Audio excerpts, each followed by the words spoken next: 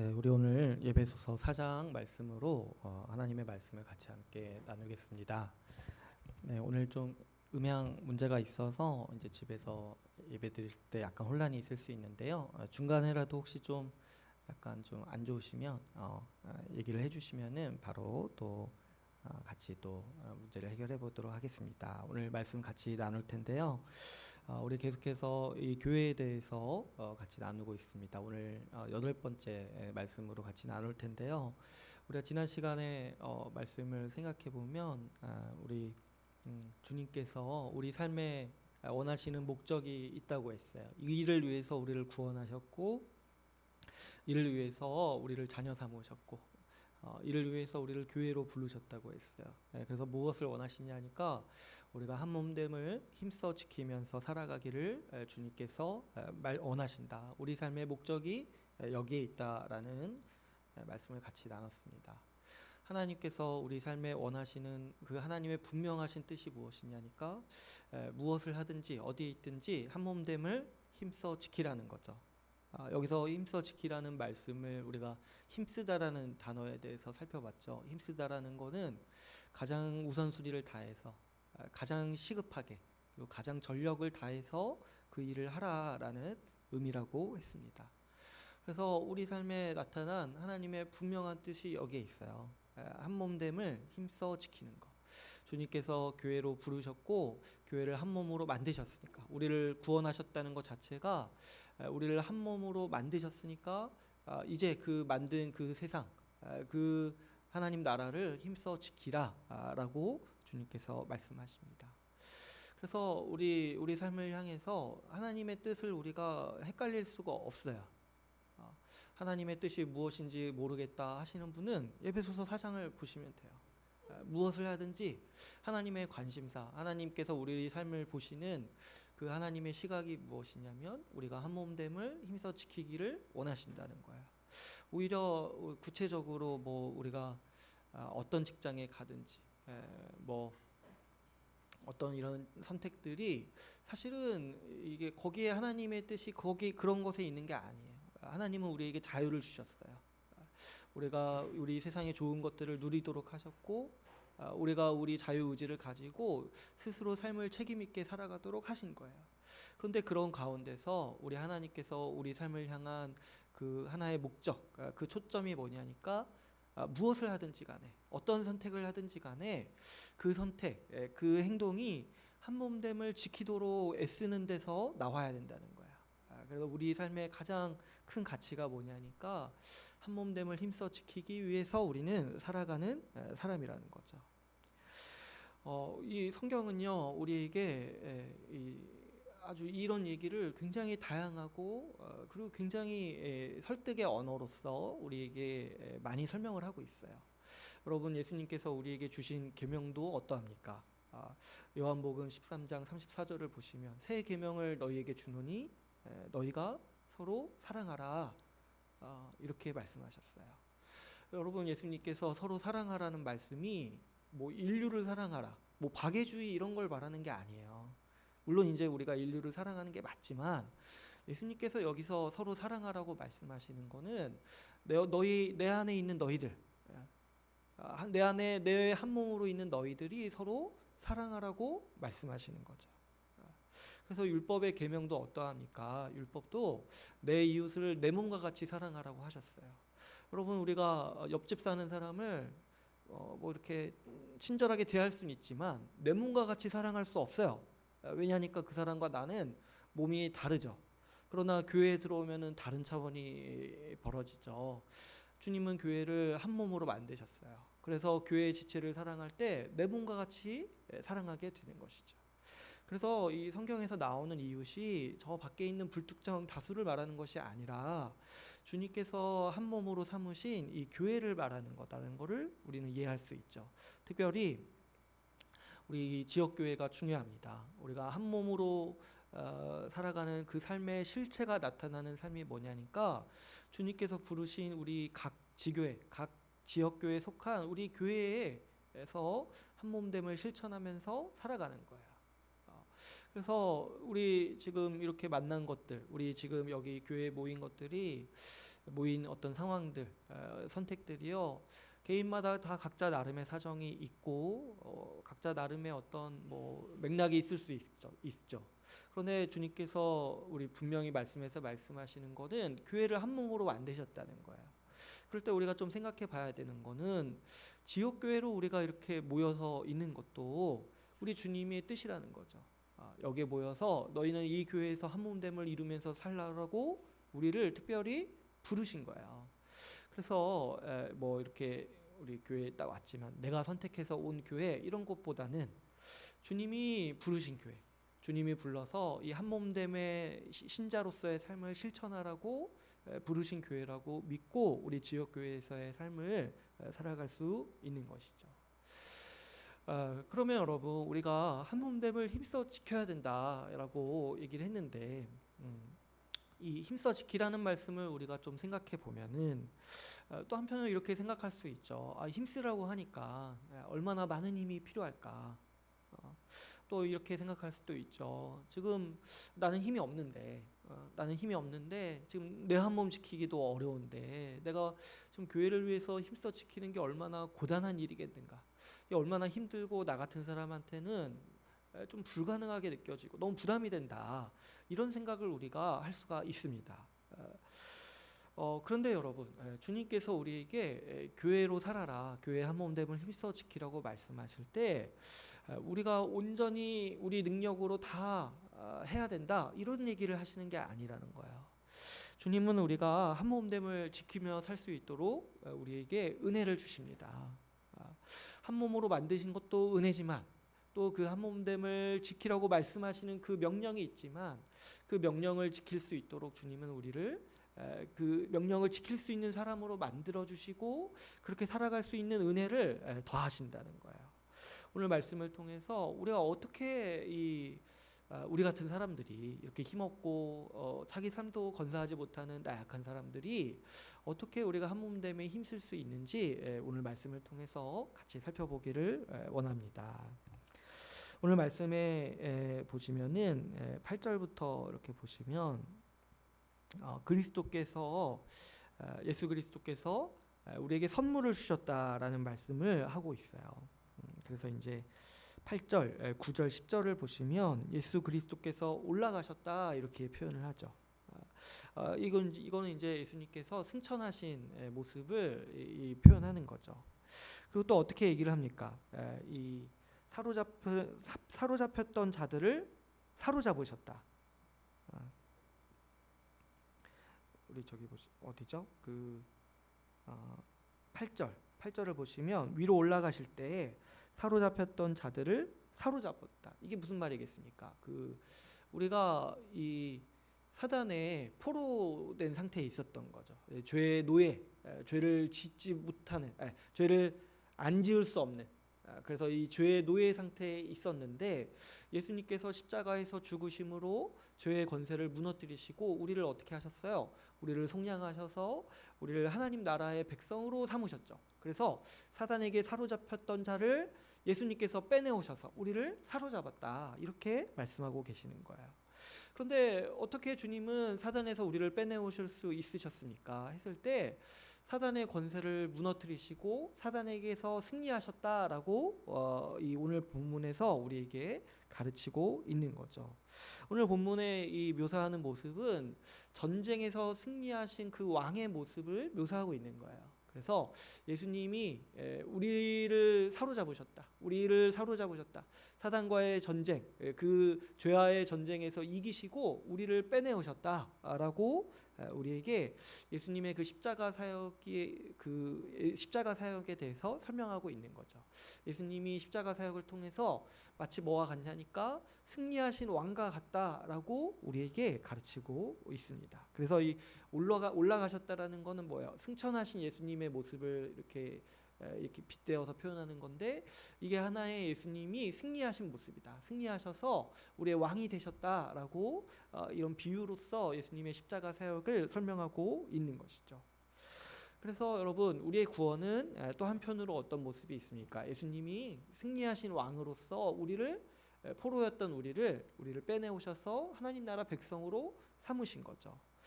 그래서 이 본문은 이 전쟁에서 승리한 왕의 모습을 예수 그리스도에 이렇게 빗대어서 예수 그리스도로 표현하고 있는 본문인데요.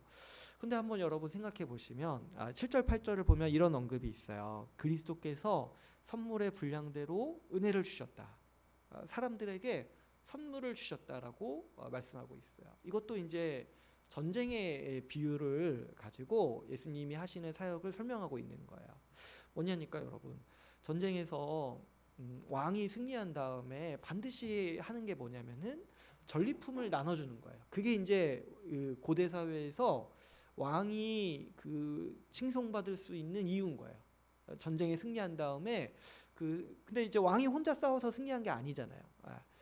그 전쟁에서. 그래서 왕이 그 왕의 영광과 은덕을 나타낼 때 어떻게 하냐니까 싸워서 얻은 그 전리품을 그 백성들에게 선물로서 주는 거예요. 그러니까 이제 백성들이 왕이 이제 이 전쟁에서 승리해서 오면 환호하고 기뻐하는 거죠. 왜냐하면 그 왕이 우리에게 선물을 주시니까. 지금 이제 그런 전쟁의 하나의 모습을 가지고 지금 어떤 표현을 하고 있는 거냐면 그리스도께서 승리하셨기 때문에 우리에게 선물을 주신다는 거예요. 그러니까 우리가 이제 예수님이 승리하셔서 예수님께 사로잡혔어요. 이거 자체가 우리가 주님께 얻은 구원이죠. 그런데 우리 주님께서 우리에게 주시는 은혜가 여기서 끝나지 않고 또 뭐냐니까 우리를 자기 백성 삼으셔서 그 전쟁에서 이긴 그 공덕으로 그 승리의 그 기쁨을 주시기 위해서 우리에게 또 뭐예요? 각 사람에게 선물을 주신다는 거예요. 그래서 그 예수님이 우리에게 주시는 선물을 우리가 이제 뭐라고 부르냐니까 이 은사라고 부른다는 거죠. 은사. 네, 은사라는 말 자체가 선물이라는 말이에요. 이 선물이라는 단어를 그냥 한문으로 바꿔가지고 이제 우리가 은사라고 부르는데 우리에게 선물을 주신다. 은사로서 선물을 주신다는 거예요. 그러니까 이 말씀은 얼마나 우리에게 깊은 말씀이고 참 생각할 때마다 이 가슴을 두근거리게 하는 말씀인지 모르겠어요. 우리 주님께서 우리를 구원하신 것만 해도 감사한데 구원하신 것에 그치지 않고 또 거기에 선물을 더하셨다는 거예요. 그래서 그 선물로서 은사를 주신다는 거죠. 근데 그 은사가 뭐냐니까 예수님의 예수님의 능력을 우리 각 사람에게 나눠주신다는 거예요. 그래서 이제 7절 말씀을 보면은 우리 각 사람에게 그리스도의 선물의 분량대로 은혜를 주신다. 그래서 각 사람에게 우리 주 예수 그리스도의 능력을 알맞게 각 사람에게 맞게 각자에게 다 주신다라는 거야. 그래서 주님께서는 그분의 능력을 은사로서 모든 사람에게 다양하게 주십니다. 그래서 우리 구원받은 신자는요 주님께 뭘 기대하냐니까 기대할 수 있냐니까 우리 주님의 능력을 은사로 주시는 것을 기대할 수 있어요. 그런데 이 은사를 왜 주시냐니까 주님께서 왜 주님의 능력을 우리 각 사람에게 나누어 주시냐니까 이 은사를 가지고 이 주님의 능력을 가지고 교회를 돌보고 교회를 섬기도록 하기 위해서 이 은사를 주신다는 거예요. 그래서 여러분 우리가 교회 한 몸됨을 힘써 지키라고 했잖아요. 주님의 말씀에서. 근데 그 힘써 지키라는 거에서 그 힘을 누가 주시냐니까 예수님이 주시는 거야. 그래서 우리는 주님이 주신 은사를 사용함으로써 교회를 섬기고 교회를 돌보고 교회 한 몸됨을 지킬 수가 있는 것이죠. 주님께서는 우리에게 주님의 능력을 각자에게 다 주셔서 우리의 한 몸됨을 지키라고 말씀하십니다. 어떤 분들은 이제 이 교회가 한 몸이다 이런 얘기를 하면은 불가능하다고 생각해요. 어렵다고 생각해요. 어떻게 우리 같은 사람들이 교회 우리 이렇게 저 원수된 사람을 저 다른 사람을 한 몸으로 여기면서 살아갈 수 있냐 그런 이제 여러 현실적인 경험을 많이 얘기를 하죠. 실제로 너무 어렵다. 그런데 말씀은 전혀 다르게 얘기한다는 거야. 우리가 그런 안 좋은 경험들이 있을 수 있어요. 내가 화목하려고 힘썼는데 잘 안 되는 경험도 있을 수 있고, 때로는 다른 사람의 어떤 죄로 인해서 상처받은 경험도 있을 수 있죠. 그런데 말씀은 우리에게 어떻게 말씀하십니까? 우리를 주님께서 한 몸으로 만드셨다. 그리고 한 몸으로 살아갈 수 있는 힘과 능력도 주신다라고 우리에게 권면하고 있는 것이죠. 그랬을 때 저도 이 본문을 많이 생각해요. 살아갈 때 실제로 저도 뭐 어렵다고 하시는 분들이 왜 어려운지를 이해해요. 왜냐하면 저도 똑같이 경험하는 어려움들이 있으니까.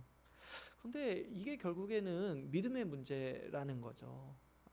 내 경험이 진짜라고 믿는 사람은 그냥 그렇게 살아가는 거예요. 이거 안 돼. 이렇게 믿는 사람.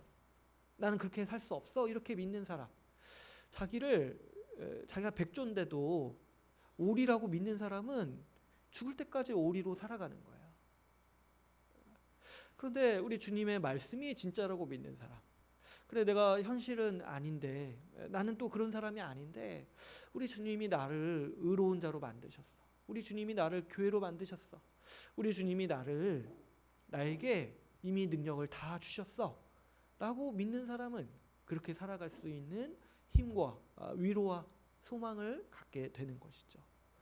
그러니까 여러분, 우리가 이 한몸됨이 어렵고 그리고 나는 할 수 없다 이렇게 좌절하는 거는 제가 지난 시간에도 말씀드렸지만 그 교만이에요. 하나의 하나님의 말씀보다 자기가 나 자신을 안다라고 여기는, 하나님의 말씀은 나를 이렇게 바꿨다고 말하는데 나는 그냥 이거밖에 안 된다라고 내 스스로 판단 내리고 나를 그렇게 생각하는 하나의 교만이요 불신앙의 모습이라는 거죠.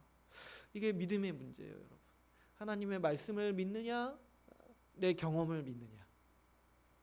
하나님이 선언하신 대로 믿고 그대로 살아가느냐, 아니면 내가 그동안 실패해온 경험을 그게 진짜라고 믿고 그렇게 살아가느냐, 이 문제에 달려 있다라는 거죠. 뿐만 아니에요. 주님은 우리 각자에게 은사를 주셨을 뿐만 아니라 또 특별히 교회에 중요한 직분을 주셨다라고 오늘 말씀에서 우리에게 가르치고 있습니다. 오늘 말씀에 11절을 보면은 이렇게 얘기하고 있어요. 그가 어떤 사람은 사도로, 어떤 사람은 선지자로, 어떤 사람은 복음 전하는 자로, 어떤 사람은 목사와 교사로 삼으셨으니. 주님이 이렇게 은사를 주셨다고 말하면서 또 특별히 직분을 몇 가지 주셨다라고 말하고 있어요. 왜 은사 얘기를 하시다가 직분 얘기를 하시냐니까, 이 은사와 직분은 아주 밀접하게 연관성이 있어요. 특정한 은사는 주님께서 중요한 은사, 이 교회를 위해서 중요한 은사이기 때문에 직분으로서 세우신다는 거예요. 근데 이제 어떤 직분을 얘기하시냐면 사도, 선지자, 이 복음 전하는 자, 목사, 교사가 있죠. 이 직분들의 공통점이 뭐냐면 하나님의 말씀을 전하고 가르치는 직분이죠. 지금은 이제 이 처음 교회 초기에는 이런 이제 여러 직분들이 필요했는데, 지금은 이제 이 직분들이 다 있지는 않고 주님은 이 모든 직분들을 목사로서 세우시고, 오늘날은 이 목사의 직분을 세우시고 우리 교회에 주고 계시는 거죠. 그러니까 여러분, 이 목사 직분은 주님이 교회를 위해서 세우신 선물이에요. 은사도 선물이잖아요. 그리고 그 은사를 잘 감당할 수 있도록, 이 교회를 위해서 그 은사를 잘 감당할 수 있도록 직분을 세우시는 것도 우리 주님이 주시는 선물이라는 거죠. 그러니까 이 목사라는 사람 이전에 그 직분 자체가 우리 주님의 선물이라는 거예요. 직분 자체가. 그래서 오늘날 뭐 목사 직분에 대해서 회의가 많아지고 뭐 목사 직분이 없어져야 된다 이런 얘기를 하시는 아주 급진적인 분들도 있는데, 그 뭐예요? 주님의 선물이 필요 없다라고 얘기하는 거잖아요. 우리는 그렇게 받아들일 수 없어요. 우리 하나님께서 교회를 위해서 세우신 직분이 뭐냐니까 바로 목사인 거예요. 근데 그 직분이 왜 중요합니까? 그 직분이 은사를 가지고 있는데, 어떤 은사를 가지고 있어요? 하나님의 말씀을 전하고 가르치는 은사로서 이 직분을 수행하기 때문에 이 목사 직분이 중요한 것이죠. 그래서 여러분, 우리가 한 몸됨을 지키면서 살아갈 수 있도록 주님은 목사라는 직분을 우리 교회에 주시는 거예요. 근데 왜 이게 중요하냐니까 이 목사가 하나님의 말씀을 우리에게 공급하고 가르치는 사람이기 때문에 이 직분이기 때문에 중요하다는 거죠. 여러분, 이 교회는 하나님의 말씀으로 좌지우지됩니다. 교회가 정말 하나님 나라로서 살아갈 수 있는가? 아니면 정말 그 하나님 나라의 모습을 다 잃어버리고 정말 세상과 똑같아져서 우리가 타락했다고 말하는 그 교회로 변하는가? 이거를 좌지우지하는 가장 중요한 중심축이 뭐냐니까 바로 하나님의 말씀이래요. 말씀. 교회가 하나님 나라의 삶, 천국의 삶을 누릴 수 있는 그 원인과 이유, 그 원천이 어디에 있냐니까 바로 하나님의 말씀을 듣고 배우기 때문에, 교회에서 하나님의 말씀이 선포되기 때문에 교회가 하나님 나라의 삶을 누릴 수가 있습니다. 예수님이 통치하시잖아요. 여러분, 천국은 하나님이 다스리시는 나라예요. 하나님 나라. 하나님이 다스리시니까 천국인 거예요. 그래서 하나님의 다스림, 그 불순종을 좋아하시는 분들은 천국이 지옥 같은 거예요. 그래서 지금 불순종하면서 기쁘신 분들은 사실은 천국을 소망할 수가 없어요. 하나님을 싫어하는데 어떻게 천국을 소망합니까? 천국이 기쁜 이유는 뭐냐니까 하나님이 우리를 위해서 다스리시고 우리에게 복 주시기 때문에 하나님 나라요 천국인 거예요. 그런데 교회가 하나님 나라다, 하나님 나라의 현시다라고 말하는 이유가 뭡니까? 주님이 다스리시기 때문이죠. 근데 우리 주님은 어떻게 다스리신다라고 성경에 말씀하고 계시냐니까 말씀을 통해서 다스리신다라고 우리에게 가르치고 있습니다. 그래서 제가 예전에 기억하시는 분이 있을지 모르겠지만 그 복음서 나눌 때 그 길가에 뿌려진 씨앗 비유가 굉장히 중요한 비유라고 해가지고 제가 3-4주 정도 그 비유만 가지고 나눴던 기억이 있어요. 하나님의 통치가, 하나님 나라가 뭐냐니까 하나님의 말씀으로써 선포된다는 거예요. 그래서 그 말씀을 받아서 누리는 자는 하나님 나라의 복락을 누리는 것이고 30배, 60배, 100배의 결실을 맺지만 그 말씀을 뱉어내고 그 말씀으로 결실하지 못하는 자들은 길가에 버려진다고 했죠. 예수님은 말씀으로 교회를 통치하시고 복 주시고 다스리십니다. 그러므로 여러분, 우리가 오늘날 말씀을 듣고 배우는 이 모든 일이 뭐냐면 예수님이 우리를 다스리시고 예수님이 우리를 권면하시고 예수님이 우리에게 복 주시는 일인 거예요. 그리스도께서 주시는 위로와 평강, 그리스도께서 주시는 복이 다 말씀을 통해서 우리에게 오는 것이고 우리가 그것을 받아서 누리는 것이죠. 여러분, 말씀이 없다라면 신자는 신자답게 살 수 있는 어떤 동력도 얻을 수가 없습니다. 왜냐하면 주님은 우리를 아주 새로운 인류로 만드시면서 말씀으로 먹고 사는 인생으로 만드신 거예요. 우리 주님이 시험 받으실 때 말씀하셨잖아요. 사람이 떡으로 사는 게 아니라 하나님의 말씀으로 산다고 말씀하셨잖아요. 우리는 그런 사람이에요. 우리가 집에서 아무리 먹고 배부를지라도 하나님의 말씀을 듣지 못하는 자는 죽은 자와 같은 자인 거예요. 우리는 하나님의 말씀 없이는 살아갈 수 없는 존재로 주님이 그렇게 만드셨어요. 새로 태어나게 만드셨어요. 원래 불신자라면 하나님의 말씀을 듣지 못했을 때 아무런 문제점을 느낄 수가 없어요. 아무런 어려움도 없을 거예요. 그 삶에. 그러나 신자는 말씀의 기갈에서 서서히 빈사 상태로 변해갑니다. 사는 게 사는 것 같지가 않고 무엇을 해도 불만족스럽고 무엇을 해도 평강이 없죠. 왜냐하면 한번 그 하나님 나라의 복락을 맛보고 지속적으로 공급받지 못하는데 어떻게 신자가 말씀 없이 살아갈 수 있겠습니까? 그래서 말씀을 잃어버리고 말씀을 제대로 듣지 못하는 신자는 그 호흡은 할 수 있을지 모르겠지만 사실 그 식물인간과 같이 빈사 상태에 빠져서 살아가게 되는 것이죠. 교회 차원에서도 마찬가지입니다. 교회가 말씀을 잃어버린다는 것은 말씀을 이렇게 안 한다는 게 아니에요. 하긴 하지만 말씀을 전부로 여기지 않고 말씀 외에 다른 것에 관심을 기울이고 다른 것에서 위로를 찾으려고 할 때, 다른 것에서 답을 찾으려 할 때 교회는 교회다움을 잃어버리죠.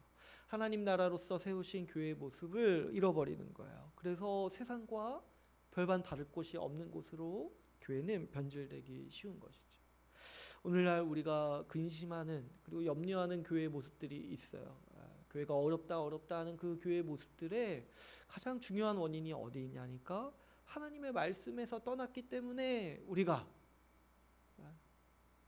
교회의 근심을 떠안게 되는 것이죠. 그러므로 여러분, 교회에 말씀을 신실하게 전하는 목사의 역할이 굉장히 중요합니다. 주님께서 그분의 복된 통치와 말씀을 전달할 방법으로 세우신 방편이 뭐냐니까 바로 이 목사 직분을 세우신 거예요.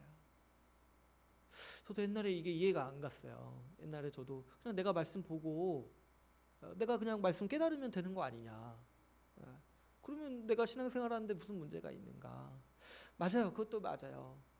주님께서 그런 복도 주신 거예요. 그런데 누구를 통해서 말씀을 배우도록 하셨냐니까 주님은 목사라는 사람을 통해서, 목사 직분을 통해서 말씀을 배우도록 특별히 선물로서 우리에게 은혜를 주셨다는 거예요. 누가 저도 스스로 말씀을 볼 수 있지 않습니까? 그런데 말이에요. 그 방법을 주님이 이렇게 세우셨다는 거야. 주님이 스스로 말씀을 볼 수 있지만 스스로 말씀을 볼 때 그 말씀을 이해하고 깨닫기 위해서는 그 체계가 필요하고 지식이 필요해요.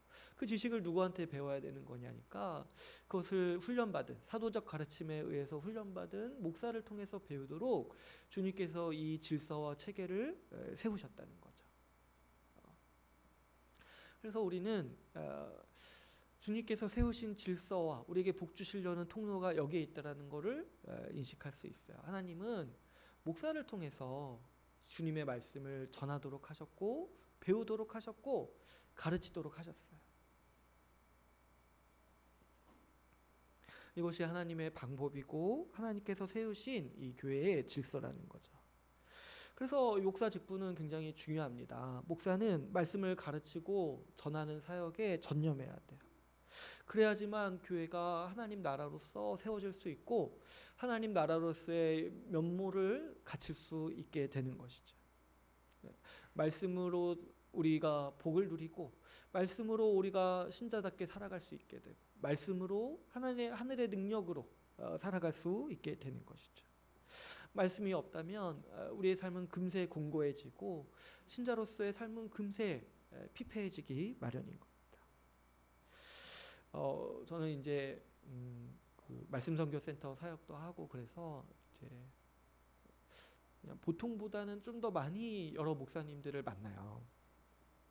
근데 이제 제가 여러 목사님을 만나면서 요즘에는 이제 노회도 참석하고 해가지고 여러 목사님들을 만날 기회가 굉장히 많은데, 근데 이제 제가 이제 여러 목사님들 또 제가 이제 사역했던 교회 목사님들도 생각해 보면은 그 말씀을 정말 말씀에 전력해서 말씀을 신실하게 가르치려고 하시는 목사님을 만나는 게 굉장히 귀하다라는 생각을 많이 하게 돼요. 정말 이 목사 직분의 이 중요함을 알고 이 목사가 전하는 말씀에 따라서 이 말씀에 따라서 교회가 좌지우지된다는 그 의식을 가지고 말씀에 자신의 전 사역을 드리고 말씀 사역에 전부를 다하는 그런 목사가 이 시대에 참 귀하다라는 생각을 많이 하게 돼요. 제가 이제 여러 목사님들 얘기도 듣고 또 저 자신의 사역도 이제 생각해 볼 때 목사가요 말씀 사역에 전념하기가 어렵도록 만드는 많은 유혹들이 우리 시대에 있는 것을 보게 됩니다. 누구나 목사님들 누구나 다 말씀을 사랑하시죠. 그리고 말씀이 중요하고 귀하다고 생각해요. 그래서 목사가 됐잖아요. 그래서 누구나 말씀을 전하고 가르치는 사역을 열심히 하려고 합니다. 누구나. 그런데 여러 가지 유혹과 저항들을 만나는 거예요. 그 사이에. 뭐냐니까 말씀을 전했다고 신실하게 전했다고 생각하는데 오히려 문제가 발생하는 거예요. 말씀을 전했을 때 모든 사람들이 기뻐하는 게 아니에요. 왜 그러냐니까 이 교회 안에 어떤 사람들은 신앙이 어리거나 어린 것도 아니죠. 신앙이 없는 분들도 있어요. 근데 그런 분들이 어떤 태도를 지니냐니까 말씀을 향해서 반감을 갖는 거예요. 그래서 이 목사한테 아주 싫은 티를 다 내죠. 지루하다, 재미없다, 왜 그런 거 하냐, 좀 더 최신 유행하는 거, 좀 더 사람들에게 이목을 끌만한 거, 그런 걸 좀 해달라, 이렇게 요구를 하죠. 이게 사실 불신자의 요구인데, 사실 이제 목사도 교회 안에서 사람이잖아요. 그 사람의 요구를 이렇게 받을 때 목사도 얼마나 유혹이 있고 또 흔들리겠습니까? 또 괜찮을 때는 다 괜찮아요. 그런데 말씀에 불순종하는 사람들이 있다는 거죠. 말씀을 신실하게 전할 때 반드시 일어나는 현상 중에 하나는 어떤 사람은 그 말씀에 걸리는 거야. 그랬을 때 사실 말씀에 불순종하는 건데, 우리가 이제 흔히 하게 되는 게 있잖아요. 그런 얘기들을 하잖아요. 그 메시지를 공격할 수 없으면은 그 메신저를 공격하라고 하잖아요. 그래서 목사를 공격하는 거예요. 사실 자기가 말씀에 찔렸는데. 그래가지고 이제 목사님들이 힘들어하시는 거죠. 또 이제 제가 또 연륜이 많은 목사님들도 얘기를 들으면은 이런 얘기들을 하시는 분들도 있어요. 오래도록 말씀을 전했는데 사람들이 변하지 않는 것 같다 하는 그런 무기력감에 빠져서 힘들어하시는 분들도 저도 이제 얘기를 듣고 있어요. 내 마음대로 안 되는 거죠, 사실. 이게 하나님이 하시는 일이잖아요. 그러니까 목사가 이게 교회에서 이렇게 뭐 자신 나름대로의 방향이 있고 나름대로의 어떤 목표가 있는데, 이게 이제 내 어떤 계획, 목사의 계획과 목사의 어떤 사이클대로, 목사의 어떤 그 예상대로 일어나는 일이 아니라는 거죠. 말씀을 전하면 하나님이 그것을 가지고 일하시는데, 때로는 우리 하나님, 우리 전지전능하신 하나님 너무 느리시다 이런 생각을 목사도 사람이기 때문에 하게 되는 거죠. 그래서 이 무력감, 그리고 이 분노, 이 적대하는 사람들을 향한 분노, 이런 것들을 가지게 되는 거죠. 사실 근데 이런 심정들은요, 그 선지서에 보면은 선지자들이 그렇게 토로해요. 하나님의 말씀을 신실하게 전했는데 하나도 안 듣고 오히려 어떻게 하는 거예요? 귀를 막고 목사를 향해서, 선지자를 향해서 돌을 던지는 거죠. 목사가 하나님의 말씀에 전력하는 일이 그 사역의 전부인데, 그 사역을 감당했을 때 수많은 적대감과 수많은 저항을 겪게 된다는 거죠. 그럴 때 목사는 말씀 외에 또 다른 해결책이 없는지, 아니면 다른 방법이 없는지 유혹을 받게 되고 점점 더 다른 것을 찾아서 빠져들게 되는 것이죠. 또 내지는 적당히 타협하고자 하는 유혹이 생기는 거야. 그냥 좋은 게 좋은 거지. 불순종하는 것에 대해서 지적하지 않으면 오히려 편하잖아요. 그 사람도 편하고 나도 말하지 않고 굳이 적대할 수 않아도 되고 대면하지 않아도 되니까 편하잖아요. 그래서 적당히 타협해 가면서 말씀에 전력을 다하지 않는 경우들이 우리 가운데 빈번하게 일어갈 수 있는 것이죠. 그러나 제가 앞에서 또 말씀드렸다시피 교회가 하나님의 말씀을 신실하게 듣지 못할 때 교회는 하나님 나라의 모습을 잃어갑니다. 처음에는 그게 잘 안 나타날 수 있지만 서서히 무너져가요. 서서히 세상과 같아지고 서서히 더 이 세상의 모습으로, 그래서 우리가 지옥 같다고 여기는 그 세상의 모습으로 바뀌어가는 거죠. 계시록 3장 20절에는 이런 말씀이 있습니다. 볼지어다 내가 문 밖에 서서 두드리노니 누구든지 내 음성을 듣고 문을 열면 내가 그에게로 들어가 그와 더불어 먹고 그는 나와 더불어 먹으리라. 우리 주님께서 이렇게 말씀하시는 거예요. 내가 문 밖에 서서 문을 두드리고 있다. 그래서 내 이 문의 노크 소리를 듣고 이 문을 여는 자에게는 내가 그에게 들어가서 그와 더불어 함께 하겠다. 이렇게 말씀하시는 거예요.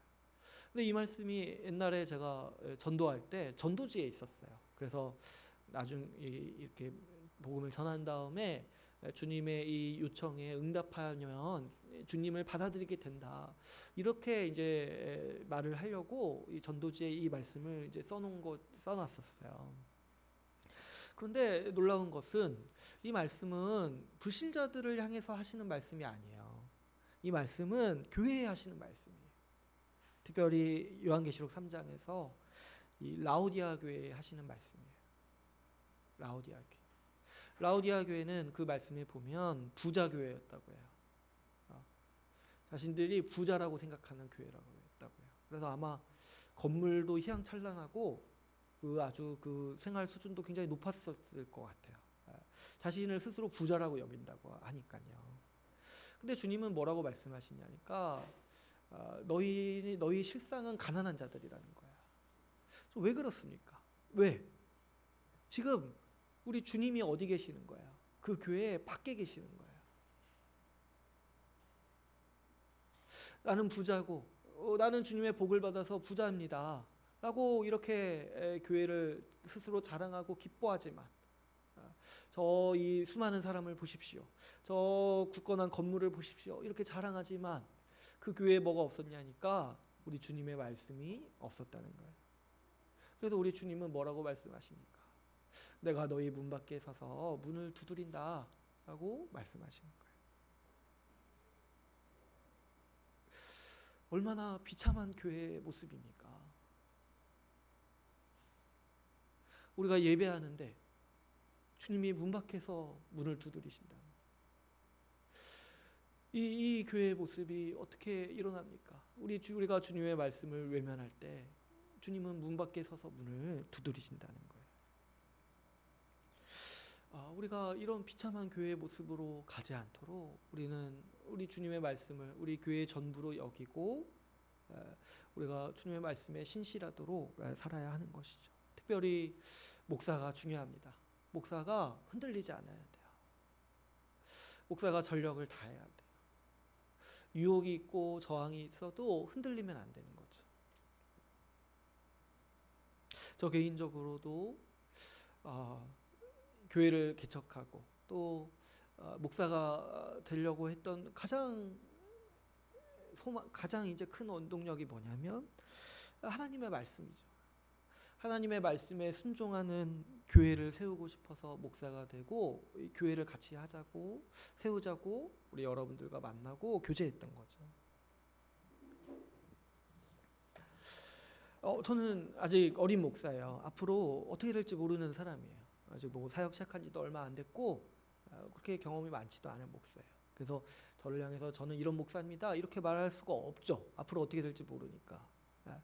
처음 마음 끝까지 가서 주님 앞에 신실한 목사로 서게 될 수도 있지만 중간에 저도 타협하고 타락해서 부끄러운 사람으로 남을 수도 있는 거죠. 그래서 저도 이 시험을 매번 감당하고 있는 거죠. 정말 하나님의 말씀을 전부라고 생각하고 그 말씀에 신실하게 교회를 세울 것인가, 아니면 중간중간 좀 타협하고 중간중간 좀 내 편의를 봐서 좀 그냥 적당히 할 것인가, 또 내지는 또 더 타락해가지고 말씀 외에 다른 방법이 없는지 여기저기 기웃거리며 살 것인가. 저도 이 시험 앞에 있는 거예요. 그래서 우리 교회의 문을 닫고 주님을 문 밖에 세워놓을 그런 사람으로 남을 것인가. 이 도전이 오늘날 우리 시대에서 저 같은 목사에게 있는 것이죠. 여러분도 마찬가지예요. 여러분들도 하나님의 말씀이 전부라고 믿고 그 말씀에 순종하는 삶이 진짜라고 믿고 살아갈 것인가, 아니면 그냥 적당히 그냥 내 귀에 듣기 좋은 말씀만 듣다가 내 양심을 찔리는 건 적당히 무시하면서 그냥 적당히 살다가 주님 앞에 섰을 때 너는 왜 나에게 문을 열어주지 않았냐라는 말을 들을 것인가. 여러분도 마찬가지인 거예요. 여러분, 우리가 같이 이 교회를 세우려고 하는 게 뭡니까? 우리 기존 교회에서 적응하지 못했거나 기존 교회 마음에 안 들어서 새롭게 교회를 세우려는 게 아니잖아요. 같이 신실하고 충성된 교회를 세워나가고 싶어서 여기에 모인 거죠. 우리가 세우려는 교회가 그저 대충 신앙생활하고 대충 적당히 살려고 새롭게 교회를 시작한 게 아니지 않습니까? 그래서 여러분 우리가 마음을 굳게 먹어야 돼요. 정말 우리가 끝까지 소수만 남을 수 있고 뭐 이렇게 잘못하다가 이 말씀에 정말 충성되게 살아가려다가 그냥 뭐 교회가 나중에 없어질 수도 있겠죠. 물론 그러지 않으려고 노력하지만 그런데 여러분 중요한 거는 우리 교회가 정말 하나님의 말씀에 신실하냐는 거예요. 주님의 말씀을 붙들고 거기에 순종하는 교회냐는 거예요. 정말 하나님 나라냐는 거예요. 다른 주님이 우리 교회를 보시면서 다른 걸 보시는 게 아니라는 거야. 정말 내 말씀을 선포되고 있는가? 내 말씀에 순종하고 있는가? 이걸 보신다는 거야. 너희 진짜 믿음을 가진 자들이냐? 이걸 보신다는 거야. 그래서 여러분 우리가 주님의 말씀을 끝까지 붙잡아서 정말 신실한 교회가 되도록 우리가 소망합시다. 우리 대충 하려고 대충 살아갈 때 그 삶에 무슨 소망이 있겠습니까? 우리가 천국을 소망하면서 살아가는 사람들인데 대충 살아서 그냥 그저 내 경험에서 벗어나지 않는 그런 교회를 만약에 꿈꾼다라면 우리가 무슨 소망이 있겠습니까? 우리 주님의 말씀에 충성되고 신실하게 해서 얼마간의 아픔이 있고 얼마간의 괴로움이 있더라도 우리 주님의 말씀이 진짜요. 우리 주님의 말씀에 진정한 복이 있다라는 것을 믿고 거기에 순종하면서 살아가는 우리 모두가 되기를 바랍니다. 주님은 목사가 전하는 말씀을 통해서 이 성도를 온전하게 하시기를 바라십니다. 오늘 말씀에 보면은 12절을 보시면은 이렇게 얘기를 하고 있습니다. 이 목사의 직분을 통해서 성도를 온전하게 하여 봉사의 일을 하게 하며 그리스도의 몸을 세우려 하심이라. 여기서 이제 온전하다는 거는 이제 뒤에도 같은 단어가 있는데 그것과 다른 단어예요. 뭐냐면 준비시키다는 단어예요. 준비시키다. 온전하다. 근데 뭘 준비시키냐니까 봉사의 일을 하도록 준비시키는 거예요. 근데 여기서 말하는 봉사의 일은 무엇입니까? 무엇이겠습니까? 앞에서 얘기한 한몸됨을 힘써 지키는 그 일, 그 내가 받은 은사를 적극적으로 사용해서 교회의 지체들을 사랑하고 섬기는 그 일에 준비되도록 목사를 통해서 일하신다는 거예요. 그래서 여러분, 그래서 주님께서 이 그리스도의 몸, 교회를 세우시는 이 큰 그림이 뭐냐니까 말씀을 통해서 우리를 준비시키는 거예요. 바꿔 말하면 말씀을 통해서 우리를 자라게 하시는 거예요. 주님은 말씀을 통해서 우리를 성장시키십니다. 그래서 어떻게 성장시키냐니까 우리 모두를 서로 섬기고 서로 사랑하는 자로 서기 위해서 굳건히 서기 위해서 준비시키시고 성장시키신다는 거예요. 그래서 여러분 우리 주님께서 우리에게 한몸됨을 힘써 지키라고 하셨을 때 나 혼자 그냥 맨 땅에 헤딩하면서 이렇게 힘쓰라는 얘기가 아니라 우리에게 그 힘도 주시고 우리를 능히 자라게 하신다는 거예요. 이를 위해서 각자에게 은사를 주실 뿐만 아니라 목사를 통해서 말씀을 배우도록 주님께서 선물을 주신다라고 오늘 본문은 우리에게 권면하고 있습니다. 그렇다면 여러분 우리가 이 자라는 모습이 어떠한지 이 본문에서 세 가지 모습으로 우리에게 가르치고 있는데요. 이 세 가지 모습을 우리가 살펴보면서 우리가 어떻게 자라나가야 하는지, 우리가 자란다라는 그 모습이 무엇인지를 같이 함께 살펴보고자 합니다. 먼저는 13절을 보시면 이렇게 말씀하고 있습니다. 우리가 다 하나님의 아들을 믿는 것과 아는 일에 하나가 되어, 이렇게 얘기를 하고 있어요. 여러분 우리가 자란다라는 거, 교회 한몸됨을 지키기 위해서 자란다라는 건 뭐냐면 우리가 다 같이 하나님의 아들을 믿는 것과 아는 것에, 그래서 진리를 아는 일에 하나가 돼야 돼요. 여러분 교회의 한몸됨은 단순히 서로 친하다거나 마음이 맞아서 서로 이렇게 친교를 한다 이런 차원의 문제가 아니에요. 교회의 한몸됨은 한 진리를 믿고 고백하는가에 달려 있어요. 그래서 우리는 이 한몸됨을 지키기 위해서 모두가 같은 진리와 지식을 고백하고 그 지식을 가지고 있어야 돼요. 그래서 우리가 잘한다라는 게 뭐냐니까 교회 전체가 같은 지식을 갖도록 우리가 힘쓰는 거예요. 하나님, 같은 진리의 믿음을 고백하도록 우리가 힘쓰는 거예요. 여러분, 우리 신앙에서 이 지식이 차지하는 비중이 굉장히 큽니다. 그래서 신약성경에 보면은 우리 신앙에 대해서 권면할 때 알라는 표현이 많죠. 제발 하나님을 알아라, 배워라. 그래서 우리가 신앙이 자라고 그 신앙이 성장할 때 가장 필수적으로 동반되는 게 뭐냐면 하나님의 말씀을 배우는 거예요. 배우는 거예요. 근데 이제 그 배우는 게 나 혼자 이렇게 막 열심히 이렇게 하는 그런 것도 있지만 뭐가 있냐니까 우리 교회 전체가 같은 지식의 수준, 같은 내용을 가지고 같은 지식의 수준으로 배우기를 힘쓴다는 거예요. 여러분, 우리가 이 지식의 일치, 진리를 아는 지식을 같이 공유하지 않는다라면 교회는 분열될 수밖에 없습니다. 모두가 일치된 마음으로 살아갈 수가 없죠. 하나님의 뜻을 다 다르게 받아들이는 거예요. 이 진리의 지식이 일치되지 않는다라는 거.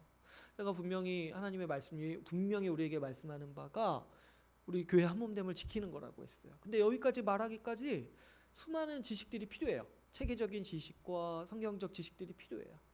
근데 이런 것들을 이제 이해하지 못하고 받아들이지 못하면 벌써 어때요? 그 인생의 방향성이 교회랑 맞지 않게 되고 우리가 으쌰으쌰 한몸 되어서 살아가려는데 자기는 계속 벗어나서 이렇게 살게 되는 거예요.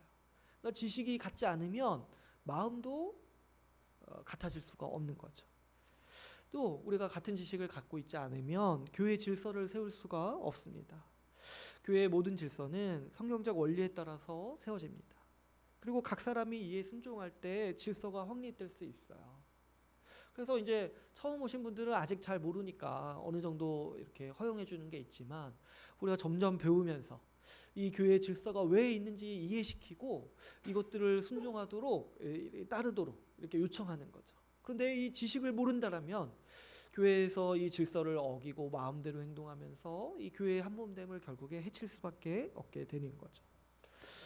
또 무엇보다 이 우리가 지식의 차별이 있을 때 이 교회 안에서 실제적으로 차별이 발생합니다. 여러분, 제가 이제 교회에서 심각하게 이렇게 갈라지는 문제 중에 하나가 맨날 이렇게 섬기는 자만 섬기고 섬김 받는 자는 맨날 받기만 하는 거 있잖아요. 이게 잘못된 거예요. 잘못된 거예요. 모두가 서로 섬기는 거예요. 그런데 가만 보면은 계속 이렇게 같은 지식을 못 가지니까 왜 우리가 섬기면서 살아가야 되는지, 왜 그렇게 힘써야 되는지 같은 지식을 못 가지니까 계속 리더는 리더 일만 하고 멤버는 멤버 일만 하는 거예요. 배우는 게 무슨 목적이냐니까 같이 섬기기 위해서 배우는 거예요. 이 구별을 함으로써 이 교회의 차별이 자연적으로 발생하고 이 분열이 생기는 것이죠. 그러므로 여러분, 우리 교회가 자꾸 분열하고 갈라지는 근본적인 원인에는 반드시 이게 따라와요. 이 지식의 불일치가 이 교회의 분열을 낳습니다. 여러분, 우리는 이 자라나야 되는데 특별히 같은 지식으로 자라나야 돼요. 같은 지식으로.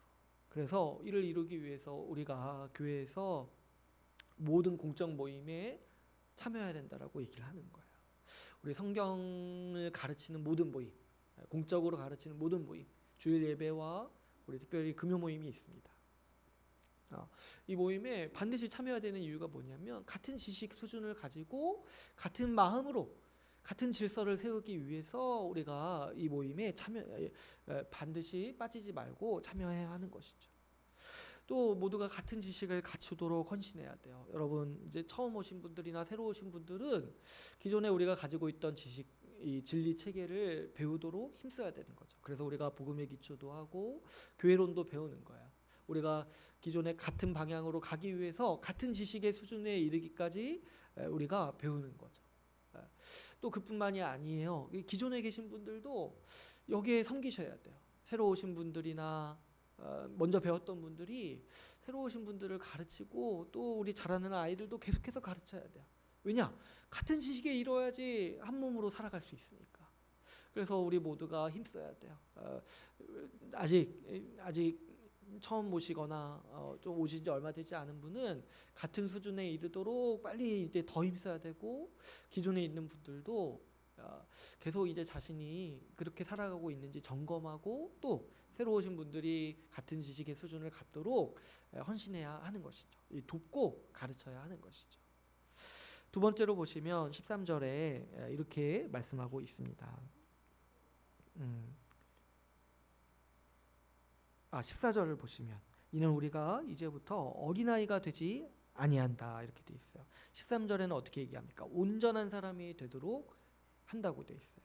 우리가 하나님을 아는 것과 믿는 것에 하나가 되는 게 하나가 있고 또 뭐예요? 그를 통해서 또 온전한 사람이 되는데 이 온전한 사람이 된다는 게 어떤 거예요? 14절에 이 반대말을 표현을 하고 있죠. 어린아이에서 벗어나는 거라는 거예요.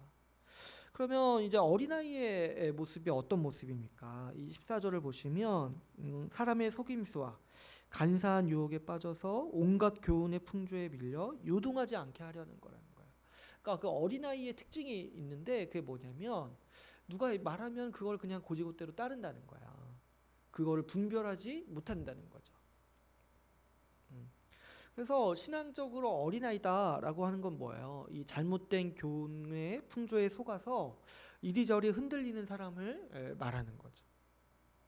내가 이제 주님을 믿고 그렇게 살아가겠다라고 결단하고 고백하면서도 여전히 자기를 위해 사는 삶의 매력을 느끼고 번민하는 사람, 세상 염려와 고민으로 그 때때로 시기마다 흔들리는 사람, 그 불신자들이 말하는 염려와 가치관들이 그 신앙에 반대되는 이야기인지 모르고 그걸 그대로 받아들여서 똑같이 고민하는 사람, 불신자들이 고민하는 것과 똑같은 걸 고민하는 사람, 불신자들이 소망하는 것과 똑같은 것을 소망하는 사람, 그래서 여기에서 맨날 흔들리는 사람, 이런 사람을 가리켜서 성경에서 어린아이라고 얘기를 하는 거예요. 누가 얘기하면은 거기에 바로 이렇게 귀가 이렇게 커져가지고 거기에 따라간다는 거죠. 근데 이런 신앙이 너무 많아요. 이런 신앙이. 제가 보면은 사람들은 신앙을 갈대라고 생각해요. 뭐냐니까 흔들리는 게 당연하다고 생각해요. 흔들리는 게. 근데 이제 그게 뭐냐니까 이게 신앙이 흔들린다는 게 뭐냐니까 어린아이 자라지 않는다는 거야. 자라지 않는다. 원래 참된 신앙은 무엇입니까? 이 말씀에 보면은 그 14절에 보시면 요동하지 않는다라고 돼 있어요. 요동하지 않게 하려 합니다. 온전한 사람이 된다는 거, 요동하지 않는 사람이 된다는 거야. 그래서 여러분 우리가 이제 분명히 알아야 될 게 뭐냐면 지금 흔들리는 게 정상이 아니에요. 지금 왜 이게 우리가 이 흔들리는 거를 용인하기 쉽냐면 너무 주변 사람들도 다 흔들리니까 이게 마땅하다고 생각해. 원래 신앙이라는 게 살다가 어느 순간에 어느 시기마다 때가 되면은 흔들리는 게 맞구나. 그리고 나도 이제 이쯤 흔들릴 때가 됐는데 이런 이제 생각을 한다는 거야. 이걸 당연시 여긴다는 거야. 그런데 성경은 그렇게 가르치지 않는다는 거죠. 우리 신앙은 자라요. 처음에 흔들릴 수 있어요. 요동할 수 있어요. 그러나 믿음이 성장하고 신앙이 자라면서 어떻게 된다는 거예요? 요동하지 않는 사람이 된다는 거죠. 여러분, 요동하지 않아야지, 흔들리지 않아야지 다른 사람을 도울 수 있지 않겠습니까? 요동하지 않아야지 다른 사람이 신앙으로 자랄 수 있도록 섬길 수 있지 않겠습니까? 내가 맨날 흔들리면서 옆에 있는 사람한테 너 믿음으로 살아야지 이렇게 어떻게 말을 할 수 있겠습니까? 특별히 아이들한테도 마찬가지죠. 내가 맨날 흔들리고 신앙으로 살아가는 걸 버거워하는데 아이들한테 너 예수님 믿어야 된다 이런 말을 어떻게 할 수가 있겠습니까? 우리가 우리 주변 사람들 또 우리 자녀들한테 물려줄 수 있는 정말 그 가장 귀한 유산이 뭐냐니까 흔들리지 않는 신앙이에요. 흔들리지 않는 신앙. 제가 이제 가끔 이제 신앙의 선배들에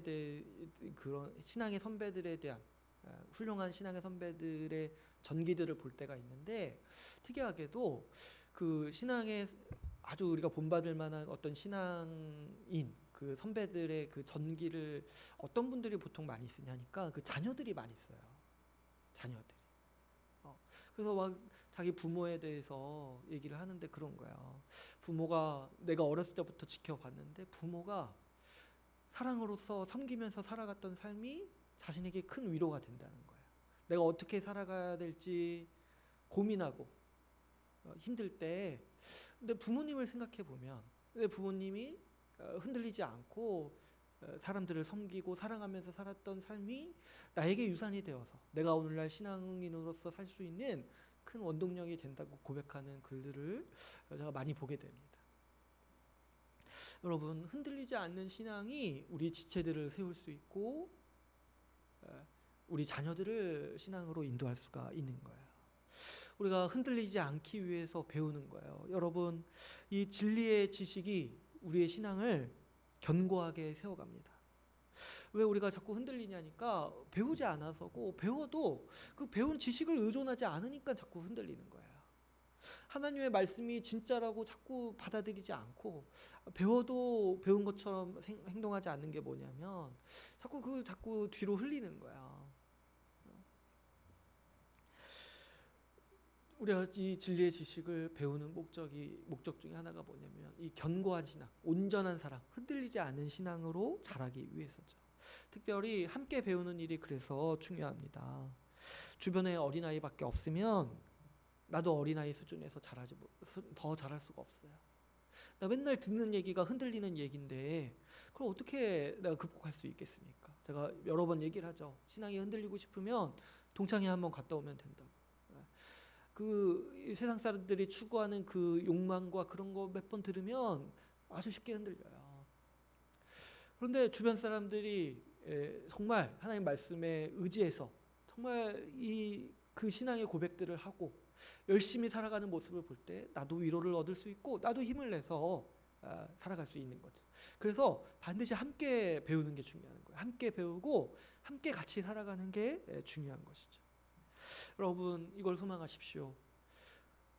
흔들리지 않고 요동하지 않는 신앙을 갖도록 소망하십시오. 배운 지식을 의존하세요. 배운 지식을 의존하고 거기에 그 지식을 묵상하세요. 여러분, 저도 흔들립니다. 저도 때로는 뭐 이렇게 유혹받고 어려울 때가 있어요. 그때마다 저도 어떻게 하는 거냐니까 저도 제가 선포했던 말씀, 제가 가르쳤던 말씀, 제가 배웠던 말씀을 그때 붙잡는 거예요. 그래 주님이 이렇게 말씀하셨지. 나는 아무것도 아니잖아. 내 생각, 내가 나를 평가하는 그런 거 아무것도 아니잖아. 주님이 이렇게 말씀하셨지. 그걸 의존하는 거예요. 그리고 또 특별히 여러분, 내가 뭐에 약한지 알지 않습니까? 지금 그래도 몇십 년 살아오셨잖아요. 내가 뭐에 흔들리는지 알잖아요. 그거를 내버려 두지 마세요. 지금 당장 그 문제에 있어서 말씀이 어떻게 얘기하는지 붙잡고 그 문제를 당장 하나님 앞에 들고 가세요. 지금 내가 뭐에 흔들리는지 때때마다 그거 가지고 흔들리는데 그거 내버려 둔다는 건 뭔지 아세요? 내가 나중에 넘어지겠다 선언하는 거랑 똑같은 거예요. 가만히 내버려 둔다면 나는 미래에 이것 때문에 넘어질 거라고 계획하는 것에 지나지 않아요. 왜? 넘어질 때 몰라서 넘어졌겠습니까? 아니죠. 매번마다 방치해놓고 그 문제에 대해서 내가 심각하게 정말 인생을 걸고 고민하지 않았기 때문에 언젠가 큰 시험의 때가 올 때에 반드시 넘어지게 되는 것이죠. 여러분, 말씀을 붙잡으세요. 우리 배운 말씀들을 그냥 이렇게 어디 뭐 시험 치려고 이렇게 배우는 게 아니에요. 그 배운 말씀으로 살아가려고 배우는 거예요. 이 말씀이 진짜고 하나님이 진짜 살아계시고 그분이 나에게 진짜 말씀하시는 게 맞다라면 그 말씀에 의존할 만하고 우리 주님은 그 말씀이 반석이라고 하셨잖아요. 거기에 자신의 인생을 거십시오. 다른 것에, 다른 어떤 불안한 것에, 그 염려와 고민에 자신의 인생을 걸지 말고 하나님이 반석이라고 말씀하시는 그 말씀에 믿음으로 자신의 인생을 거시기를 바랍니다. 마지막으로 우리가 자라는 모습에 대해서 이 15절에서 말씀하고 있습니다. 오직 사랑 안에서 참된 것을 하여 범사에 그에게까지 자랄지라. 사랑 안에서 진리를 붙잡아라. 진리를 말하고 진리에 합당하게 살아라. 이렇게 얘기를 하는 거죠. 여기서 이제 사랑에 대해서 반드시 얘기를 하고 있어요. 여러분, 우리가 말씀을 배우는 목적, 그게 뭐냐니까 사랑하는 사람이 되는 거예요. 사랑하는 사람. 주님의 말씀이 우리를 빚어가시는 목적이 여기에 있습니다. 우리 주님께서 율법의 완성, 율법이 이루려고 하는 사람의 모습이 뭐냐니까 다른 사람을 사랑하는 자라고 했어요. 우리 예수님의 계명도 제가 처음 말씀드렸다시피 예수님의 계명도 무엇입니까? 너희가 서로 사랑하라 말씀하시죠. 우리가 교회론을 배우면서 교회에 대해서 말씀하시는 것도 무엇입니까? 너희를 한 몸으로 만드셨으니까 너희는 한 몸으로 서로 돕고 살아라. 서로 사랑하고 서로 섬기면서 살라라고 우리 주님은 말씀하십니다. 하나님의 말씀은 우리를 이런 사람으로 빚어가시는 거예요. 세상의 지식은 우리를 교만하게 하고 나를 치장하게 하고 나를 내세우도록 만들지만 하나님의 말씀은 우리를 지체를 사랑하는 자로 자라게 하십니다. 그러므로 여러분 우리가 말씀을 통해서 성장한다는 것은 우리가 더 많이 사랑하는 자가 된다는 거예요. 여기서 다 잘하는 거예요. 개인차가 있어요. 누구는 출발점이 다를 수 있어요. 그런데 동일한 건 뭐냐니까 동일하게 더 사랑하는 자로 자라나게 된다는 거예요. 여러분 오늘 말씀에서 보면은 우리가 어디까지 자란다고 돼 있습니까? 그리스도의 장성한 분량에 이르기까지 자란다고 하고 있어요. 신자는 그리스도를 향해 자라가는 자예요. 많은 분들이 신앙을 한번 믿고 끝이다 이렇게 생각하거나 아니면 한때 열심히 하고 사그러지는 거라고 쉽게 그렇게 받아들입니다. 그러나 성경은 그렇게 얘기하고 있지 않아요. 그리스도에게 공급받아서 그리스도에게 이르기까지 그리스도의 장성한 분량에 이르기까지 자라는 자 바로 신자라고 얘기하고 있습니다. 후퇴하거나 꺾이지 않아요. 잠시 어느 인생의 어떤 시험의 시기를 만나서 정체될 수는 있죠. 그러나 그 인생을 길게 봤을 때 결코 후퇴하거나 꺾이지 않습니다. 왜 그렇습니까? 우리 주님이 원천이시오. 우리 주님의 장성한 분량이 목표예요. 어떻게 우리가 중간에 멈출 수 있겠습니까? 신자가 자란다는 것은 홀로 돋보이는 영웅이 되는 게 아니에요. 홀로 아주 혼자 살아갈 수 있도록 아주 강력한 개인이 되는 게 아니에요.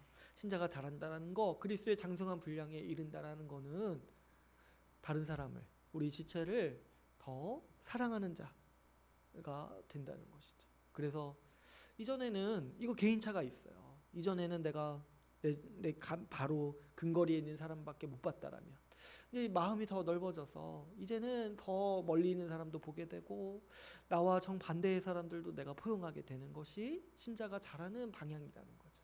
사랑이 더 넓어지는 거야. 사랑이 더 넓어져서 더 많은 사람을 품을 수 있게 되는 것이 우리 신자가 자라는 방향이죠. 뿐만 아니죠. 깊이도 자랍니다. 처음에는 이렇게 그냥 말 한마디로 섬겼다라면 이제는 진심으로 기도하고 또 내 물질로서 더 섬기고 더 다양한 방법으로 지체를 섬기려고 이 깊이 있게 섬기는 거. 그래서 더 이해하는 폭도 깊어지고 더 많은 사람을 포용할 수 있게 되는 것이 우리 신자가 자라가는 방향이에요. 그래서 여러분 이걸 소망하셔야 돼요. 우리 신자는 잘하는 사람들입니다. 지금 너는 못해요. 저는 한 몸됨을 힘쓰지 못해요. 이렇게 말하는 거는 아무런 의미가 없어요. 주님이 널 잘하게 하실 거예요. 주님이 우리를 잘하게 하시고 힘을 주시는 분이세요. 우리가 이렇게 잘하도록 우리를 부르셨고 우리를 교회로서 살아가도록 만드셨습니다. 이제 오늘 말씀을 맺겠습니다. 주님께서는 우리가 한 몸됨을 지키면서 살아가도록 우리를 자라게 하십니다. 성장하게 하십니다. 이를 위해 그리스도가 우리에게 힘과 능력을 공급해 주십니다. 목사를 보내주셔서 말씀의 지도를 받도록 하십니다. 여러분 우리는 자라야 됩니다. 우리는 성장해야 됩니다. 그래서 우리 신자는 매년 매달 더 나은 사람이 되기를 꿈꿉니다. 우리의 원천이 그리스도시고 우리의 목표가 그리스도의 장성한 분량에 있기 때문이죠. 우리가 성장한다는 의미는 지체를 사랑하는 사람이 되는 일에 있습니다. 여러분 우리 더 나은 사람이 되기를 소망합시다. 지금 이대로 머무는 것에 안주하거나 좌절하지 맙시다. 나 이거밖에 안 된다라고 좌절하실 필요가 없어요. 우리 주님이 우리를 구원하셨잖아요. 우리 주님이 우리를 잘하게 하신다잖아요. 우리에게 선물을 주시잖아요. 우리가 소망합시다. 더 나은 사람이 되기를 꿈꾸고 소망합시다. 지체를 향한 사랑이 더 넓어져서 더 다양하고 더 많은 사람들을 품고 살아갑시다. 지체를 향한 사랑의 실천이 더 깊어지기를 우리가 힘쓰는 우리 모두가 되기를 바랍니다. 우리 모두가 그리스도의 장성한 분량까지 자라서 한 몸됨을 힘써 지키는 교회가 되기를 소망합니다. 오늘 말씀을 마치고 같이 기도하는 시간을 갖도록 하겠습니다.